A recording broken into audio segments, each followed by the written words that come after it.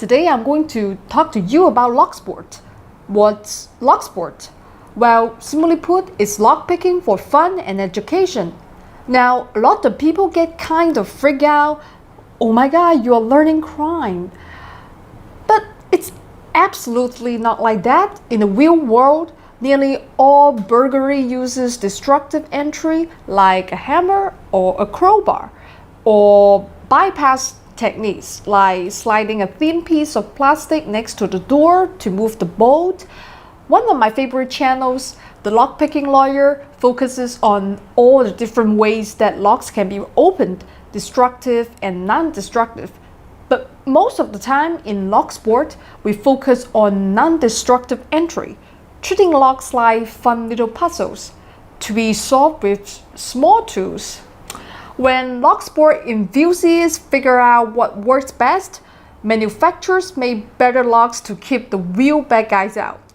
The same principle of penetration testing, where good people try the same techniques that bad ones employ, is also used in software. Many of the same principles that are used in physical locks are also used in how we secure our data. For instance, a lock with more pins is more secure, just like a password with more characters is more secure. But just because you have a very complex password or key, if it's part of a weak system, that complexity does not need to be solved. You can just to go around it. Lock sport is an effective and fun introduction to basic information security concepts. For me, I also have very poor manual dexterity and spatial skills. I did not grow up playing with Legos or anything, so while I do a lot of DIY, I'm not actually that good with my hands. And I found that lock sport really does a lot of help to improve that. Before we get started there are a few rules that go with lock picking. Rule number 1, never pick a lock that you don't own or do not have permission to pick. Rule number 2, do not pick locks that you rely on or that in use. Rule number 3, don't break any local laws. Now, to start with, you should understand I'm actually pretty terrible at picking locks, but it doesn't matter since I just do it for fun, and so long as I get a tiny bit better than I was last time, I'm happy. I only compete against myself, but compared to all the real lockpicking people on YouTube, my skills are a bit of a joke, so I won't go too far trying to teach techniques. I'm just giving you a beginner's perspective. So today we are going to start from the very basics. Small beginner's kits from GearBest. It costs about $11. Now they call this clear plastic padlock a practice lock. It's not. It's just a visual aid. This is so you see and understand how the lock works. In lockpicking, it's about touch. Once you know how the lock works, you have to do everything by feel. So you need to practice by feel as soon as you can, or you learn bad habits. Also, these locks are made of acrylic, which quickly gets destroyed by the picking process. Also, the tar ones are not very good, so they're too easy to pick and give bad habits. But when you first buy it, yes, pick your transparent lock a few times so you understand what the process is and how the lock picks work. Here, watch. Okay, now I'm going to use a hook pick. I'll apply medium tension to the 5th and 4th pin up to the shear line. See how they move too easily. Boom. But as I said, this is meaningless as practice. It's just to get a picture in your mind so that your hands, your fingers can follow later. So how to practice properly? Just go out and buy some locks and get to work? Probably not. Fortunately, they sell practice locks where you can set the number of pins starting from 1 and going up to 7. Then you can add more complicated types of pins like mushrooms, spools, and serrated pins, but we won't get into that today. There's a technique called raking. That's when you quickly move the pick over the pins. It's kind of like breaking a password by flowing a bunch of random numbers that dip really fast. The rake bounces the pins around, and a lot of the time they bounce into just the right place and the lock opens. It's a good way to initially try to open a lock, but it's really hard on practice locks and I don't want to wear mine out. Raking is of course a skill you need to learn though. I just like to focus on single pin picking most of the time. Here are 2 practice locks. The ultimate adversary practice lock and the easy Ricky practice lock. Here, let me show you.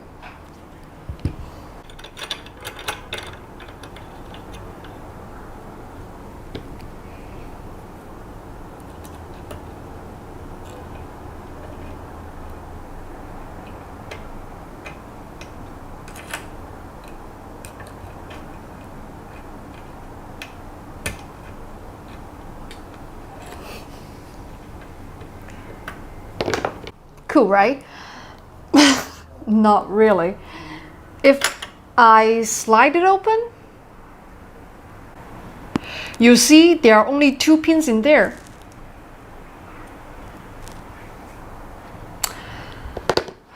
This is actually really fun for parties because you can pass the lock around and almost anybody can open it and get a feel for things.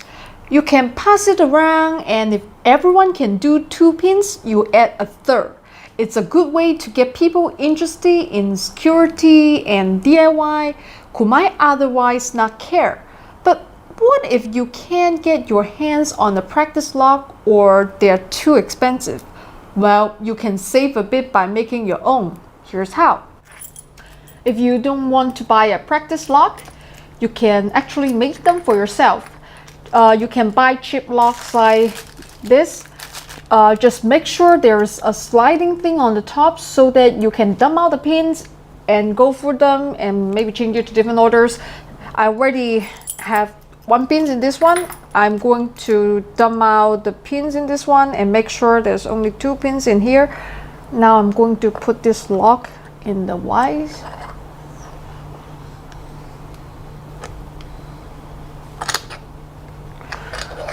Then I'm going to put my thumb, try to slide up.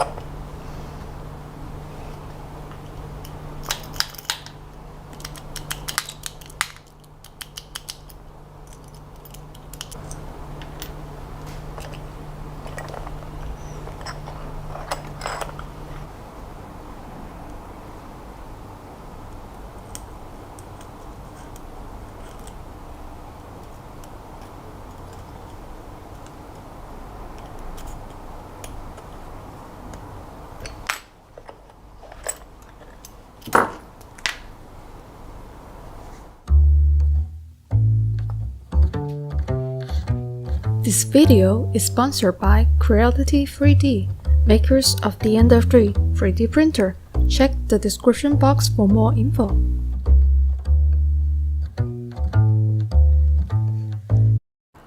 So, what about, real lock picking? Well, what I do is I focus on cheap wafer locks, looks like this. This kind of locks are used to secure cabinet, desk drawers, and small lock boxes. Being able to open those quickly without damaging them is something you can learn to do consistently in just a few hours. And if you ever really need your lockpicking skills in the real world, those are probably the sort of locks that will be most useful opened.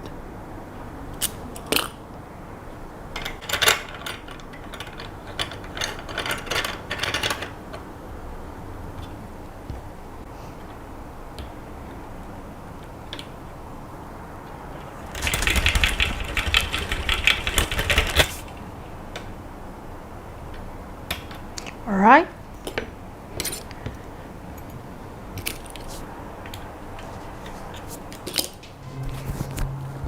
That's it for today. If you check the description box, I have links to the gearbest lockpick set and all the products I talked about today. If you are interested in lock sport and security and would like another video, please let me know in the comments section.